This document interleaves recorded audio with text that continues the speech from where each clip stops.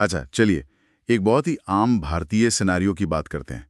किसी रिश्तेदार ने फोन किया, एक नई बीमा पॉलिसी के बारे में बताया, या आप बैंक गए, मैनेजर ने एक नया म्यूचुअल फंड सुझा दिया, या फिर सोशल मीडिया पर किसी ने किसी स्टॉक की तारीफ कर दी और बस हमने खरीद लिया। अर्थ कुंडली की स्रोतों को देखें तो पता चलता है कि हम में से ज्यादातर लोग अपने वित्तीय फैसले ऐसे ही लेते हैं, बिखरे हुए, बेतरतीब ढंग से। बिल्कुल। ये एक तरह से वित्तीय कबाड़ की दराज बनाने जैसा है, जिसमें बहुत सारी चीजें तो हैं, लेकिन कोई भी एक दूसरे से जुड़ी हुई नहीं है। अर्थ कुंडली का डेटा यही दिखाता है कि सालों तक प्रीमियम और एसआईपी भरने के बाद भी ज्यादातर परिवार अपने असल लक्ष्यों के लिए तैयार नहीं होते। मतलब बीमा तो है, पर कितना है या कितना कम है, इसका अंदाजा नहीं। सही बात है। किसी ने निवेश तो किया है, पर क्यों किया है ये पता ही नहीं। और नतीजा ये होता है कि जब सच में पैसों की जरूरत पड़ती है, चाहे वो बच्चों की पढ़ाई हो या कोई मेडिकल इमरजेंसी, तब पता चलता है कि तैयारी तो आधी अधूरी थी। जी तो अगर ये समस्या है तो इसका समाधान क्या है? आज हम इसी पर गहरी चर्चा करने वाले हैं। हमारे पास जो स्रोत हैं वो एक ऐसे दृष्टिकोण की ओर इशारा करते हैं जो इस बेतरतीब खरीदारी से बिल्कुल उल्टा है। लक्ष्य आधारित वित्तीय योजना या गोल बेस्ड फाइनेंशियल प्लानिंग। हम ये समझने की कोशिश करेंगे कि ये असल में है क्या, और अर्थ कुंडली जैसे नए जमाने के उपकरण कैसे निवेशकों और सलाहकारों दोनों के लिए इस खेल को बदल रहे हैं। तो चलिए इस शब्द लक्ष्य आधारित योजना को ही समझते हैं। सुनने में तो बहुत अच्छा लगता है, लेकिन ये उस तरीके से अलग कैसे है जिस तरह लोग हमेशा से निवेश करते आए हैं? मतलब बेस्ट म्यूचुअल फंड खरीदने से ये कैसे अलग है? ये सोच का एक बहुत बड़ा बदलाव है, बहुत बड़ा। पारंपरिक तरीका उत्पाद केंद्रित था। कौन सा म्यूचुअल फंड सबसे अच्छा रिटर्न दे रहा है, या क्या मुझे ये नई बीमा पॉलिसी खरीदनी चाहिए? लक्ष्य आधारित योजना इस सवाल को ही पलट देती है। ये पूछती है, आप 5, 10 या 20 साल में अपनी जिंदगी में क्या हासिल करना चाहते हैं, और फिर उन लक्ष्यों को हासिल करने के लिए सही उत्पादों को चुनती है। जैसा कि कैपको और मॉर्निंगस्टार के स्रोत बताते हैं, फोकस बाजार के बेंचमार्क को हराने पर नहीं, बल्कि आपके व्यक्तिगत जीवन के लक्ष्यों को पूरा करने पर होता है। ये तो दिलचस्प है। तो आप कह रही हैं कि एक अच्छे पोर्टफोलियो की परिभाषा सिर्फ ऊंचे रिटर्न से नहीं जुड़ी है। ये थोड़ा अटपटा लगता है, क्योंकि हम तो हमेशा यही सुनते आए हैं कि रिटर्न ही सब कुछ है। बिल्कुल। और यहीं पर मॉर्निंगस्टार का विश्लेषण बहुत काम आता है। वो कहते हैं कि एक अच्छा पोर्टफोलियो सिर्फ कुशल नहीं होना चाहिए, यानी कम जोखिम में ज्यादा रिटर्न दे, बल्कि उसे 4 पैमानों पर खरा उतरना चाहिए। 4 पैमाने कौन कौन से?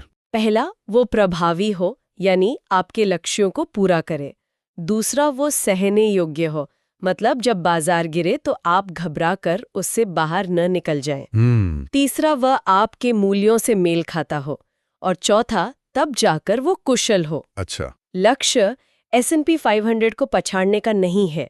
असल लक्ष्य तो अपनी बेटी की शादी के लिए या अपनी रिटायरमेंट के लिए पैसा जमा करना है ना? ये साफ समझ में आता है। तो इसका मतलब ये हुआ कि हर किसी का अच्छा पोर्टफोलियो अलग दिखेगा। जैसे कैपको के स्रोत में वो एरिक का उदाहरण था, जो 3 साल में रिटायर होने वाले हैं। उनके लिए तो सुरक्षा शायद रिटर्न से ज्यादा जरूरी होगी। हाँ। और उनकी तुलना जेसिका और टॉम से करें, जो युवा हैं और घर खरीदने के लिए पैसा जमा कर रहे हैं। वे ज्यादा जोखिम उठा सकते हैं ताकि उनका पैसा तेजी से बढ़े।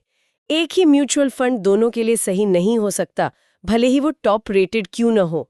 एक ही समाधान सबके लिए काम करे, ये वित्तीय योजना का सबसे बड़ा दुश्मन है। ठीक है, तो ये तो हुई निवेशक की बात, लेकिन इस पूरे बदलाव का उस व्यक्ति पर क्या असर पड़ रहा है जो ये सलाह दे रहा है, यानी वित्तीय सलाहकार?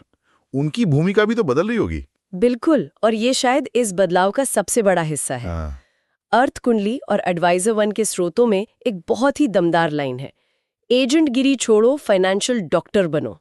ये सोच में एक जबरदस्त बदलाव है। एक मिनट रुकिए, एजेंट गिरी छोड़ो, फाइनेंशियल डॉक्टर बनो, ये तो बहुत बड़ी बात है। क्या सलाहकार सच में खुद को डॉक्टर की तरह देख सकते हैं? मतलब क्या समानता है? समानता बहुत गहरी है। सोचिए, आप बीमार होने पर डॉक्टर के पास जाते हैं, तो क्या वो आते ही आपको सबसे मजबूत दवा दे देता है? नहीं, पहले जांच करते हैं। बिल्कुल। पहले वो आपकी जांच करता है, सवाल पूछता है, टेस्ट करवाता है, यानी डायग्नोसिस करता है। उसके बाद वो प्रिस्क्रिप्शन लिखता है। इसी तरह एक वित्तीय डॉक्टर सिर्फ उत्पाद नहीं बेचता, वह पहले आपकी पूरी वित्तीय सेहत की जांच करता है, आपकी आमदनी, खर्चे, संपत्ति, कर्ज और सबसे जरूरी आपके जीवन के लक्ष्य। पर ये सब करने में तो बहुत समय और मेहनत लगती होगी।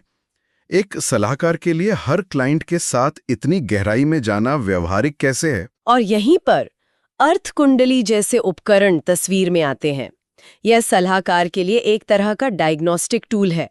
यह सिर्फ 30 मिनट में किसी व्यक्ति के पूरे वित्त का 360 डिग्री नजरिया तैयार कर देता है। सिर्फ 30 मिनट में? जी, ये एक प्रोफेशनल पीडीएफ रिपोर्ट में ये साफ साफ बता देता है कि आपके लक्ष्य क्या हैं और उन तक पहुंचने में क्या कमियां हैं। अच्छा, कमियां भी? जैसे? हाँ, जैसे जीवन बीमा कितना कम है, स्वास्थ्य कवर पर्याप्त है या नहीं, और निवेश सही दिशा में जा रहे हैं या नहीं। यह पूरी प्रक्रिया को बहुत आसान और असरदार बना देता है। मतलब ये सिर्फ थ्योरी नहीं है। मुझे एडवाइजर वन के स्रोत में एक सलाहकार राजेश वर्मा का एक दिलचस्प अनुभव याद आ रहा है। उन्होंने बताया कि पहले वो लोगों को ज्यादा जीवन बीमा के लिए मना नहीं कर पाते थे। लोग कहते थे मेरे पास 2 पॉलिसियां हैं, काफी हैं। सही। और अर्थ कुंडली जैसे टूल के बाद वो सिर्फ ये नहीं कह रहे थे कि आपको बीमा चाहिए, बल्कि वो एक रिपोर्ट में दिखा सकते थे कि अगर आपको कुछ हो गया तो आपके परिवार की आय में ठीक ठीक 80,000 रुपए प्रति माह की कमी आएगी। ओह! वो एक ठोस नंबर के साथ। जी, उस ठोस नंबर को देखकर ग्राहक को तुरंत स्थिति की गंभीरता समझ में आ जाती है। राजेश वर्मा कहते हैं कि उनकी बिक्री दोगुनी होगी। क्यों? क्योंकि ये एक अमूर्त डर को एक ठोस, हल करने योग्य समस्या में बदल देता है। तो ये सलाहकार के लिए अपने आप को बाजार में अलग दिखाने का एक तरीका भी है। एडवाइजर वन स्रोत में यह भी लिखा था कि सलाहकार अनूठी मुफ्त मूल्य वर्धित सेवाएं प्रदान कर सकते हैं, जिनका उनके प्रतियोगी मुकाबला नहीं कर सकते। सौदे करती हैं क्योंकि वो सिर्फ एक उत्पाद नहीं बेच रही, बल्कि एक पूरी योजना पेश कर रही हैं। और इससे विश्वास बनता है। हाँ, विश्वास, जो इस पेशे में सबसे कीमती चीज है। ये सब सुनने के बाद ऐसा लगता है कि ये दोनों पक्षों के लिए फायदेमंद है, ग्राहक के लिए भी और सलाहकार के लिए भी। हाँ, ये एक सच्ची जीत जीत की स्थिति है। चलिए पहले ग्राहक के फायदे की बात करते हैं। आपने मॉर्निंग स्टार के उस शोध का जिक्र किया था कि लक्ष्य आधारित निवेश से संपत्ति में 15% से ज्यादा की वृद्धि हो सकती है। ये आंकड़ा चौंकाने वाला है। 15%? ये तो बहुत ज्यादा है। इसके पीछे का मनोविज्ञान क्या है? क्या लोग घबराहट में बिकवाली कम करते हैं? बिल्कुल, यही इसका असली जादू है। ये निवेश के मनोविज्ञान से जुड़ा है। जब बाजार गिरता है और आपका कोई लक्ष्य नहीं है, तो आप सोचते हैं मेरा पोर्टफोलियो 20% नीचे है, मुझे नुकसान हो रहा है, और आप घबराकर बेच देते हैं। लेकिन जब आपका निवेश एक लक्ष्य से जुड़ा हो, तो आप सोचते हैं मेरे बच्चे की कॉलेज की पढ़ाई का लक्ष्य अभी भी 15 साल दूर है, मुझे अनुशासित रहना होगा। ये आपका ध्यान अल्पकालिक घबराहट से हटाकर दीर्घकालिक लक्ष्य पर ले आता है। और जैसा अर्थ कुंडली स्रोत में कहा गया है, ये मन की शांति देता है। ठीक है, तो ग्राहक ज्यादा अनुशासित रहता है और बेहतर रिटर्न कमाता है। ये तो साफ है। लेकिन सलाहकार के लिए इसमें क्या जीत है? अगर वो सिर्फ एक बार में पॉलिसी बेचकर कमीशन कमाने के बजाय इतनी मेहनत कर रहा है, तो उसका क्या फायदा? फायदा बहुत बड़ा है, लेकिन वो छोटी अवधि का नहीं, लंबी अवधि का है। मैकेंसी का एक स्रोत बताता है कि इस तरह के गहरे संबंध बनाने से ग्राहक को पाने की लागत कम हो जाती है। अच्छा। एक संतुष्ट ग्राहक 10 नए ग्राहक लाता है। इससे ग्राहक का जीवन काल मूल्य बढ़ता है। सलाहकार सिर्फ एक लेन देन नहीं कर रहा होता, वो एक जीवन भर की साझेदारी बना रहा होता है। यह एक स्थिर और पुरस्कृत व्यवसाय बनाता है। ये बात नेहा शाह, जो एक सर्टिफाइड फाइनेंशियल एडवाइजर हैं, उनके अनुभव से भी मेल खाती है। एडवाइजर वन में उन्होंने बताया था कि उनकी सबसे बड़ी चुनौती ग्राहकों को सिर्फ उत्पाद की चर्चा से आगे ले जाना था। लोग आते थे और पूछते थे कौन सा फंड अच्छा है। और अर्थ कुंडली जैसे टूल ने उनकी बैठकों को पूरी तरह बदल दिया। अब चर्चा उत्पाद से शुरू नहीं होती, बल्कि ग्राहक के जीवन से शुरू होती है। बिल्कुल। यह उनकी सेवाओं को अलग बनाता है, विश्वास बनाता है और उन्हें लंबे समय तक ग्राहकों को बनाए रखने में मदद करता है। यह एक सतत प्रक्रिया बन जाती है। जैसा कि कैप्को का स्रोत जोर देकर कहता है, यह एक पुनरावृत्ति प्रक्रिया है। मतलब एक बार की बात नहीं है। नहीं, बाजार बदलता है, ग्राहक के जीवन में बदलाव आते हैं, नौकरी बदलना, शादी होना, बच्चे होना, और योजना को भी समय समय पर ट्रैक और समायोजित करने की जरूरत होती है। यह किसी स्थिर रिपोर्ट की तरह नहीं, बल्कि एक जीवित दस्तावेज की तरह है। तो इन सब का क्या मतलब है? अगर हम इन सभी स्रोतों से मिली जानकारी को एक साथ रखें तो यह वित्तीय योजना में एक बहुत बड़े बदलाव का प्रतीक है। हम बेतरतीब उत्पाद केंद्रित लेन देन से एक संरचित, लक्ष्य आधारित और आजीवन वित्तीय साझेदारी की ओर बढ़ रहे हैं। यह सिर्फ यह पूछने से कहीं आगे की बात है कि कौन सा उत्पाद खरीदना है, और अब ध्यान इस पर है कि मेरे लक्ष्यों को प्राप्त करने के लिए क्या योजना है। और ये एक बहुत ही महत्वपूर्ण बदलाव है।